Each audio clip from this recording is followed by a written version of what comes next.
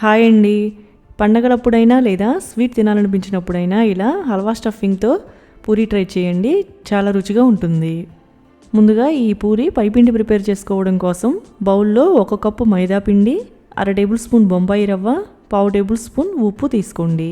తర్వాత కొంచెం కొంచెంగా నీళ్లు వేసుకుంటూ పిండిని సాఫ్ట్గా కలుపుకోవాలి. మరీ గట్టిగా మరీ లూజ్గా కాకుండా సాఫ్ట్గా ఉండాలి.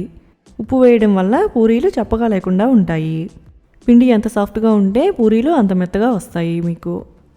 ఇలా కలుపుకున్న తర్వాత 1 టేబుల్ స్పూన్ నూనె వేసి మళ్ళీ ఒకసారి ఈ పిండిని 2 నిమిషాలు బాగా మర్దన చేసుకోవాలి. ఇప్పుడు దీనిపైన ఒక తడి క్లాత్ కవర్ చేసుకొని 15 నిమిషాలు పిండిని పక్కన పెట్టుకోండి. పిండి నానేలోపు మనం లోపల స్టఫింగ్ హల్వా తయారు చేసుకుందాము.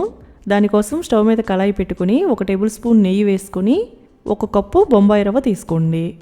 ఈ రవ్వని మీడియం ఫ్లేమ్లో దోరగా వేయించుకోవాలి. మరీ గోల్డెన్ కలర్లోకి వేగాల్సిన అవసరం లేదు. వేగిన తర్వాత మంచి స్మెల్ వస్తుంది. ఇలా వేగితే సరిపోతుంది. ఇప్పుడు స్టవ్ ఆఫ్ చేసుకోండి. ఇదే కళాయిలో 1 కప్పు పాలు, 1.5 కప్పులు నీళ్లు తీసుకుని పాలని మరగనివ్వండి. ఇలా పాలు వేసి చేయడం వల్ల హల్వా టేస్ట్ చాలా బాగుంటుంది. పాలు ఇలా మరుగుతున్నప్పుడు 1 కప్పు పంచదార వేసుకోండి. దీనికి తీపి కొంచెం తక్కువగానే ఉంటుంది. మీకు స్వీట్ ఎక్కువ కావాలంటే ఇంకొంచెం పంచదార ఎక్కువ వేసుకోవచ్చు.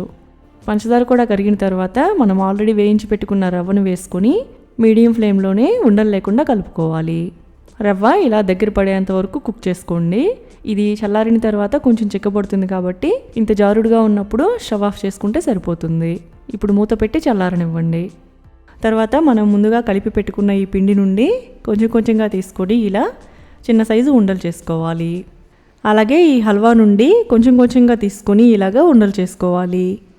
ఇది లోపల స్టఫింగ్ హల్వా. మీరు మైదా కన్నా కొంచెం పెద్ద సైజు ఉండ చేసుకోవాలి. తర్వాత చేతికి కొంచెం నెయ్యి రాసుకొని ఈ పిండిని ఇలా స్ప్రెడ్ చేసుకోండి.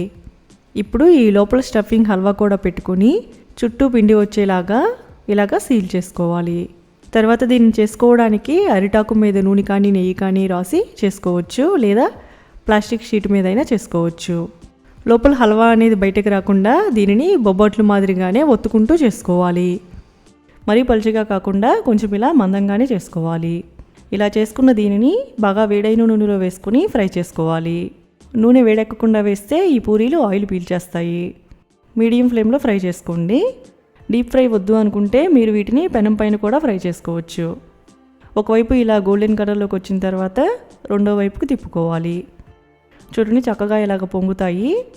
రెండు వైపులా గోల్డెన్ కలర్లోకి వచ్చిన తర్వాత తీసేసుకోవాలి. ఇలానే అన్ని పూరీలు ప్రిపేర్ చేసుకోవాలి. చూసారు కదా ఎంత ఈజీగా చేసుకోవచ్చో. మీరు తప్పకుండా ఈ స్వీట్ పూరీ ట్రై చేసి ఎలా వచ్చిందో కామెంట్ చేయండి. అలాగే ఈ వీడియో నచ్చితే లైక్ చేసి ఛానల్ని సబ్స్క్రైబ్ చేసుకోవడం మాత్రం మర్చిపోకండి. Thanks for watching.